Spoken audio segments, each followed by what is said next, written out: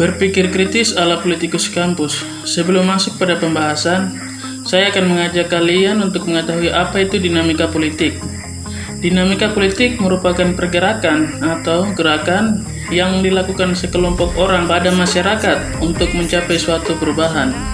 Sedangkan kampus sendiri merupakan suatu tempat belajar dengan banyak hal baru, termasuk belajar politik kampus. Di sini kita banyak disuguhkan banyak tradisi ataupun budaya baru dalam kampus yang mungkin tidak didapatkan seseorang saat dia berada di sekolah menengah dulu.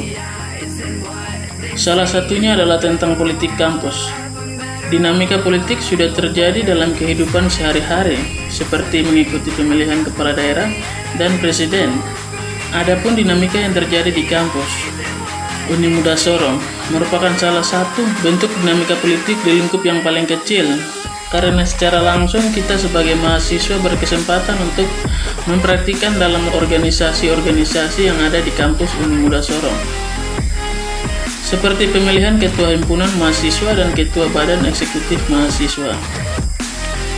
Dinamika politik yang terjadi selalu saja ada drama yang mengikutinya. Ini terjadi karena setiap manusia memiliki pendapat yang berbeda-beda. Ini juga mempengaruhi proses politik yang terjadi. Seperti contohnya pemilihan ketua himpunan dan ada dua kandidat yang mencalonkan diri. Masing-masing kandidat tentunya akan melakukan orasi tentang visi dan misi mereka masing-masing. Sayangnya setiap orang yang memiliki hak suara tidak menggunakan haknya secara maksimal. Kebanyakan dari kita memilih hanya karena faktor pertemanan belaka. Padahal ada hal lain yang jauh lebih penting dari itu, yakni menjatuhkan pilihan kepada kandidat yang memiliki komitmen yang tinggi untuk memajukan himpunan. Kandidat yang pantas dipilih adalah kandidat yang bisa menjabarkan visi dan misinya dengan cara-cara yang meyakinkan.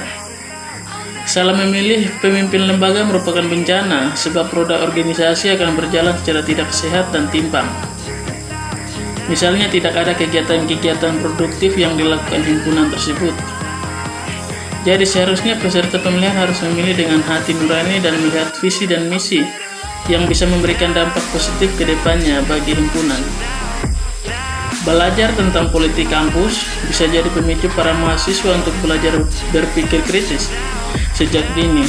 Mungkin bagi mahasiswa baru masih kurang familiar mengenai politik kampus, namun sering berjalannya waktu bagi mahasiswa yang terus dilatih dalam kaderisasi atau bahkan hanya mengikuti forum kajian-kajian akan mengetahui sedikit demi sedikit tentang politik kampus. Di era global yang sangat digital ini juga, sebagai mahasiswa hendaknya lebih berhati-hati agar tidak terprovokasi atau bahkan menelan mentah-mentah berita yang diterimanya, agar politik kampus tetap berjalan sesuai jalannya.